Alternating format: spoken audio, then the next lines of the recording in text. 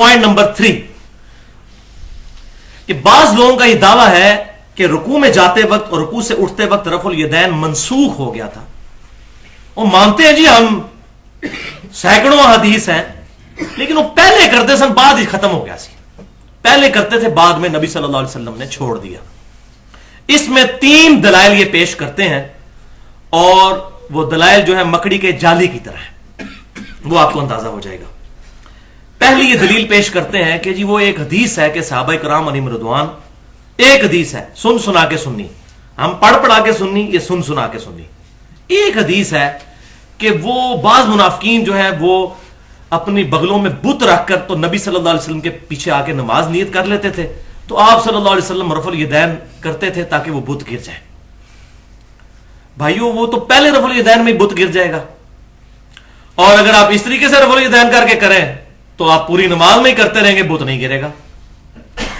ये हदीस दुनिया की किसी किताब में, हदीस की किताब में बगैर सनद के भी मौजूद हो, ज़ईफ की तो बात ही नहीं मैं कर रहा, बगैर सनद के हदीस की किताब में, हम सारे के सारे मामलात जो हैं वो छोड़ने के लिए तैयार हैं। इतना बड़ा चैलेंज है, वरना फिर तौबा करें, अल्लाह से डर जाए। इतने बड़ा जुमला, और इसमें मैं वही बात करूंगा जो बुखारी और मुस्लिम की मुत्तफकुन अलैह हदीस है। आप सल्लल्लाहु अलैहि वसल्लम ने फरमाया, जिस शख्स ने मेरी तरफ झूठी हदीस मंसूब की वो अपना मुकाम दोज़ख में देख ले, तौबा करें। और सही मुस्लिम में हदीस है, मुकदमे में इमाम मुस्लिम लेकर आए हैं कि सय्यदुना अबू हुरैरा रज़ियल्लाहु ताला अन्हु कहते हैं कि नबी सल्लल्लाहु अलैहि वसल्लम ने फरमाया कि ऐसा जमाना भी आएगा, और कुर्बे क़यामत के लिए पर्टिकुलर फरमाया कि लोग ऐसी ऐसी हदीसें तुमसे बयान करेंगे जो तुम्हारे आबाओ अजदाद ने भी ना सुनी होंगी, उनसे बचना, कहीं वो तुम्हें फितने में मुब्तला करके गुमराह ना कर दें। अबाओ अजदाद से ये नहीं मुराद के हमारे माँ बाप अगर अनपढ़ हैं, उन्होंने तो कुरान भी नहीं अगर पढ़ा हुआ तो उन्होंने नहीं सुनी होंगी। मुराद यह है कि जो अहले इल्म गुजरे हैं उन्होंने उसको बयान नहीं किया होगा। अगर वो पढ़ेंगे नहीं कुरान हदीस तो अबाओ अजदाद को कहां से पता चलेगा। मुराद ये ऐसी हदीसें होंगी जो कहीं मौजूद ही नहीं होंगी, और उन्हीं में से ये है। और अल्हम्दुलिल्लाह मेरे नबी सल्लल्लाहु अलैहि वसल्लम की खुशखबरी जो थी, क़यामत की निशानियों में से एक जो निशानी थी, वो हमें इस हदीस की शक्ल में नजर आ रही है, जो बिल्कुल मंसूब की झूठी, कि मक्के में रफुल यदैन होता था, मदीने में नहीं होता था, वहां बुत रख के आते थे। और हालांकि बुखारी और मुस्लिम में उन रावियों ने इन हदीस को बयान किया जो फतह मक्का के भी बाद मुसलमान हुए, जब पूरे अरब में रेवोल्यूशन आ चुकी थी, प्रॉफिट सल्लल्लाहु अलैहि वसल्लम का होल्ड हो चुका हुआ था। उस वक्त किसी की मजाल थी कि बुत रख के आता, लेकिन झूठ के कोई पांव नहीं होते। देख लें अब आप, सैयदना मालिक इब्न हुवैरस रज़ियल्लाहु ताला अन्हु ग़ज़वा तबूक के मौका पर मुसलमान हुए। बुखारी और मुस्लिम में वो कानों तक वाली हदीस रुकू में जाते वक्त, रुकू से उठते वक्त बयान करते हैं। वाइल बिन हुजर की सही मुस्लिम में हदीस है, वो भी रफ़ुल यदैन वाली, ये भी 9 हिजरी के अंदर मुसलमान हुए, और फिर ये अगले साल दोबारा आए सर्दियों के मौसम में, और चादरों में रफ़ुल यदैन करते हुए देखा। और वो कहते हैं मैं पर्टिकुलर आया इसलिए था कि मैं नबी सल्लल्लाहु अलैहि वसल्लम की नमाज का तरीका देखूं। सुन नबी दाऊद और सुन निसाई में ये डिटेल मौजूद है, पिछले लेक्चर में मैंने डिटेल के साथ बयान किया। अब दूसरी किस्म की अहादीस जो डॉक्टर ताहिरुल कादरी साहब ने पेश की हैं मिनहाजुस सवी में, अपने मसलक को साबित करने के लिए, वो भी जरा सुन लीजिए। वो अदम जिक्र वाली अहादीस, हेडिंग मांदी है रफल यदैन ना करने का बयान, और नीचे हदीस क्या लेकर आ रहे हैं कि सही बुखारी और मुस्लिम की मुत्तफकुन अलैह हदीस है कि एक सहाबी ने तेजी के साथ नमाज पढ़ी, आप सल्लल्लाहु अलैहि वसल्लम को आकर सलाम किया, आप सल्लल्लाहु अलैहि वसल्लम ने सलाम का जवाब दिया, और फिर कहा कि नमाज दोबारा पढ़ो, तुमने नमाज नहीं पढ़ी। हालांकि पढ़ी हुई थी, लेकिन बड़ी तेजी से पढ़ी। दूसरी दफा भी हुआ, आप सल्लल्लाहु अलैहि वसल्लम ने सलाम का जवाब दिया, फिर यही फरमाया कि दोबारा पढ़ो, तुमने नमाज नहीं पढ़ी। तीसरी या चौथी दफा रावी कहते हैं कि आप सल्लल्लाहु अलैहि वसल्लम से उसने रिक्वेस्ट की कि मुझे या रसूलुल्लाह सल्लल्लाहु अलैहि वसल्लम नमाज का तरीका सिखा दीजिए कि मेरी गलती कहां पर है। तो आप सल्लल्लाहु अलैहि वसल्लम ने फरमाया कि जब तुम नमाज का इरादा करो तो अच्छे तरीके से वुजू करो, फिर किबला रुख होकर खड़े हो और अल्लाह की तकबीर कहकर नमाज शुरू करो, और आसानी से जो कुरान मुयस्सर हो वो पढ़ो, फिर सुकून के साथ रुकू में जाओ, फिर रुकू से खड़े हो तो बिल्कुल सीधे खड़े हो जाओ सुकून के साथ, वही हाथ छोड़कर ही खड़े होना है कौमे में, हत्ता कि हर हड्डी अपनी जगह पर आ जाए, जो अबू हुमैद सादी रज़ियल्लाहु ताला अन्हु भी कहते हैं। उसके बाद सुकून से सजदा करो, फिर 2 सजदों के दरमियान भी सुकून से बैठो। यानी वो तेजी तेजी से नमाज पढ़े थे, तो आप सल्लल्लाहु अलैहि वसल्लम ने उनको एक एक रुकन सिखाया जिसमें वो तेजी कर रहे थे। फिर दूसरा सजदा करो, उसके बाद भी सुकून से बैठ जाओ, और फिर उसके बाद दूसरी रकत के लिए खड़े हो।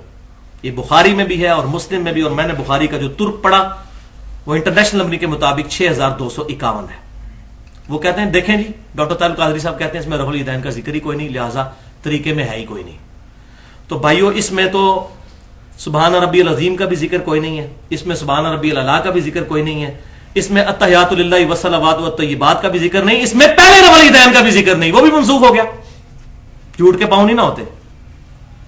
یہ تو ان کی غلطی ان کو بتائی جا رہی تھی کہ وہ کہاں پر غلطی کر رہے ہیں, وہی غلطی تو ایڈریس کرنی تھی. تو اس کو کہا جاتا ہے عدم ذکر, کہ یہاں پر جس چیز کا ذکر ضروری تھا وہی کیا, باقی کا ذکر عدم ہے, یعنی وہ جس کو ہم کہتے ہیں انڈرسٹوڈ ہے کہ وہ تو کام کرنا ہی کرنا ہے, لیکن تمہاری یہ غلطی ہے, اس کو دور کرو. یہ روایتیں پیش کرتے ہیں اور کہتے ہیں رفع الیدین کا ذکر نہیں, پہلے کا بھی نہیں ہے.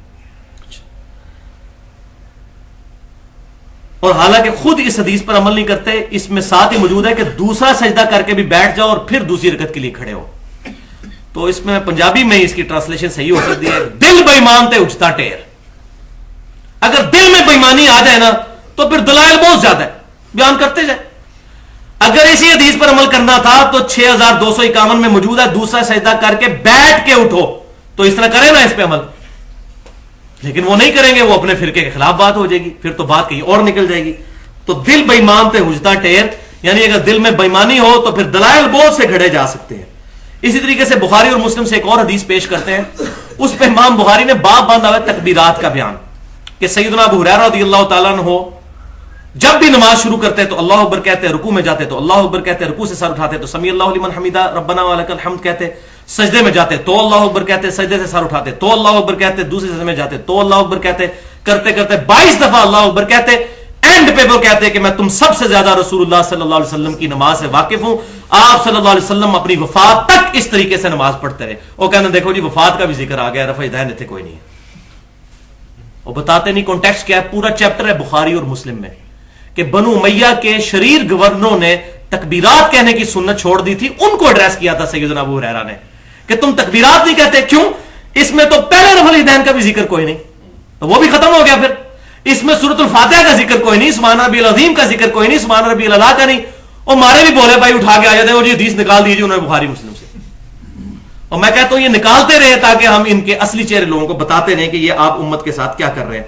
تو یہ تکبیرات کا چیپٹر ہے, اس کو سمجھیں. فزکس کی ایک کتاب ہے, اس میں ایک ریلیٹیوٹی کا چیپٹر ہوگا, ایک ہوگا گریوٹی کا. آپ کو کہ جی گریوٹی کا چیپٹر دیکھیں, اس میں ریلیٹیوٹی کہیں نہیں موجود, وہ چیپٹر ہی گریوٹی کا.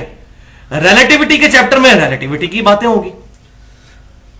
اسی طریقے سے تکبیرات والا چیپٹر یہ ہے, اور نماز کا رفع الیدین پہ پورا چیپٹر الگ سے ہے بخاری اور مسلم میں, اس میں رفع الیدین والی حدیثیں ملیں گی. اس کی طرف نہیں جاتے اور امت کو دھوکہ دینے کی کوشش کرتے ہیں. میں وہی بات کروں گا, وَأَنْتُمْ تَعْلَمُونَ, تم جانتے تو ہو. اور تیسری اور آخری دلیل اس کانٹیکسٹ میں جو دیتے ہیں منسوخی پر, یہ بھی زبان زد عام انہوں نے کروا دی ہے. وہ کہتے ہیں جی وہ نبی صلی اللہ علیہ وسلم نے صحابہ کرام کو رفع الیدین کرتے ہوئے دیکھا تو کہا کہ سرکش گھوڑوں کی دموں کی طرح ہاتھ نہ اٹھایا کرو, نماز میں سکون کیا کرو. اور یہ حدیث بھی آؤٹ آف کانٹیکسٹ پیش کرتے ہیں.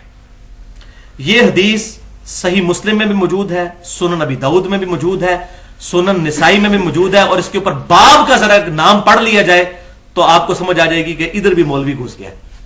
اماموں نے ان پر باب کیا باندھا ہے, سلام کے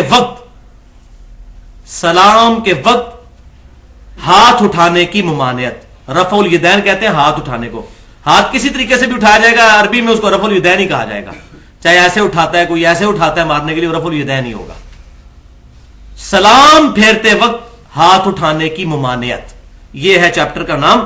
اور حدیث کے اندر 4 طرق امام مسلم لے کر آئے ہیں ایک ہی جگہ پر, کہ جابر ابن سمرہ رضی اللہ تعالیٰ عنہ کہتے ہیں کہ جب ہم نبی صلی اللہ علیہ وسلم کے ہمراہ نماز پڑھتے تھے تو جب نماز کا سلام پھیرنے لگتے تھے تو ہم اپنے دائیں اور بائیں سلام پھیرتے ہوئے اپنے بھائی کو ہاتھ سے اشارہ بھی کرتے تھے, السلام علیکم ورحمۃ اللہ, یہ ہاتھ یوں ملاتے تھے یوں.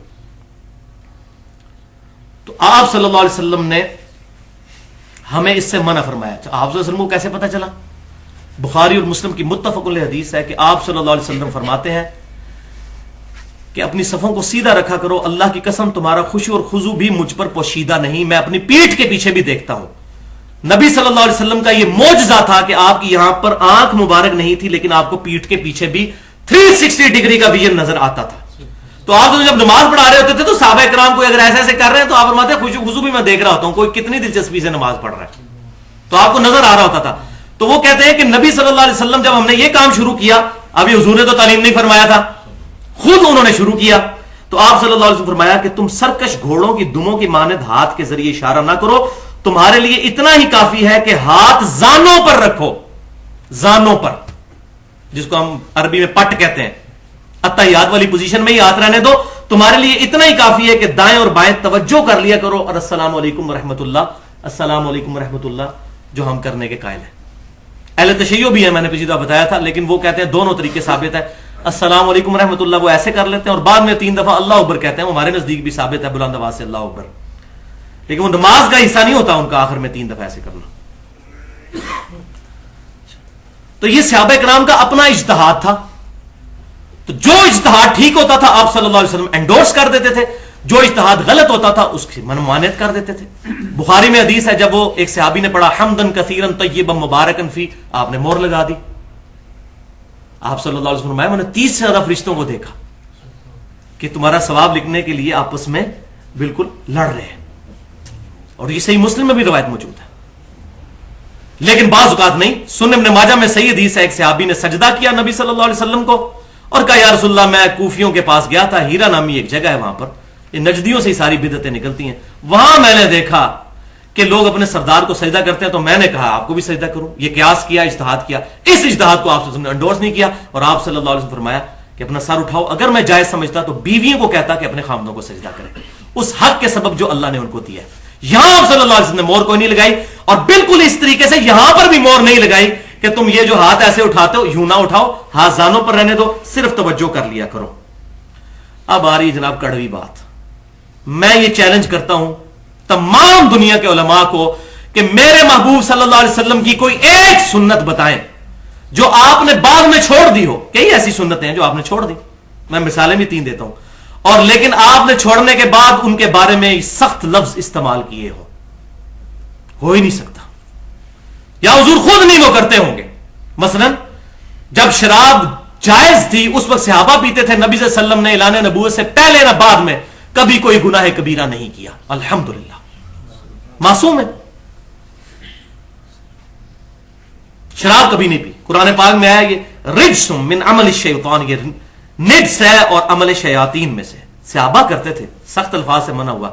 حضور صلی اللہ علیہ وسلم نے کبھی یہ نجس کام اور معاذ اللہ استغفر اللہ شیطان والا کام نہیں کیا.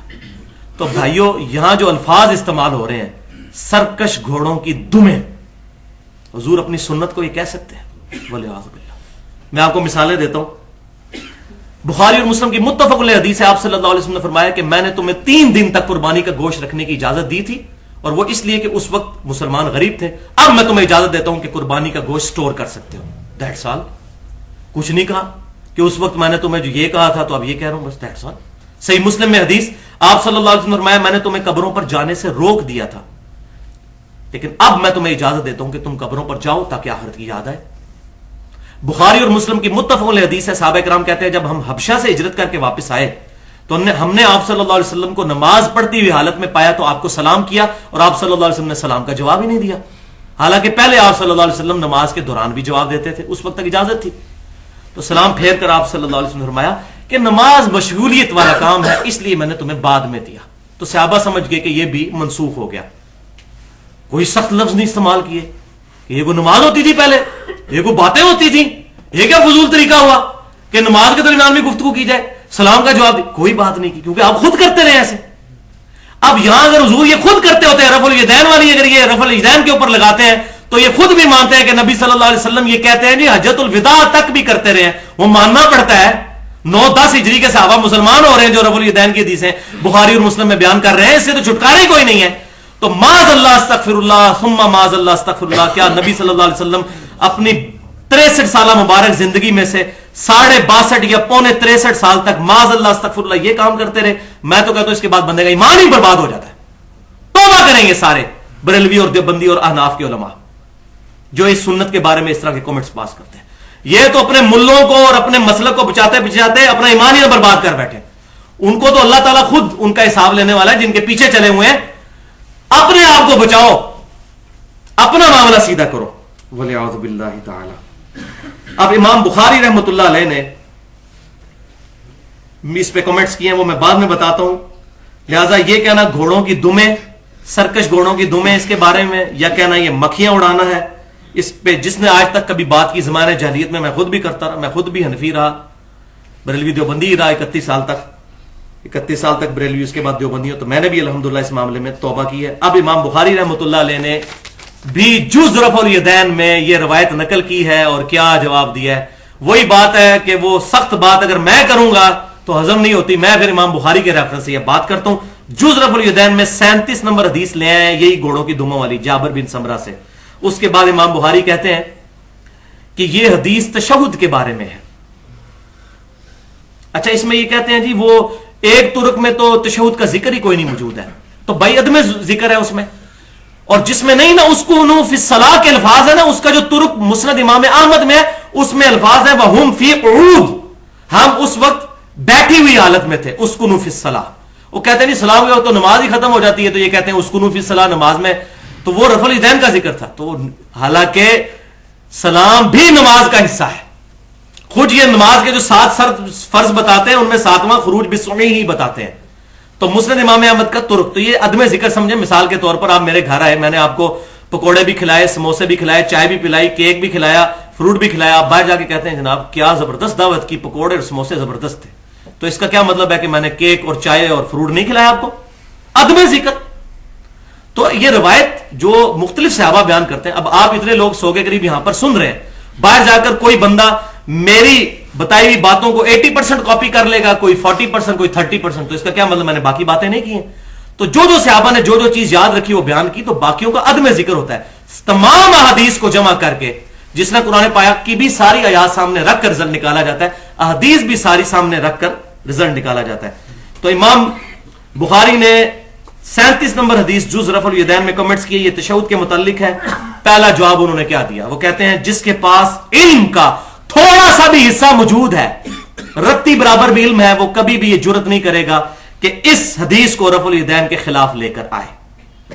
ये तो जवाब था उनका जरा नरम। दूसरा जवाब है फकी वाला, लॉजिकली। वो कहते हैं कि अगर ये नमाज का सुकून बर्बाद करता है तो तुम पहला रफ़ुल यदैन और ईद में भी रफ़ुल यदैन करना छोड़ दो। देखो, इमाम बुखारी भी फकियां दिया करते थे।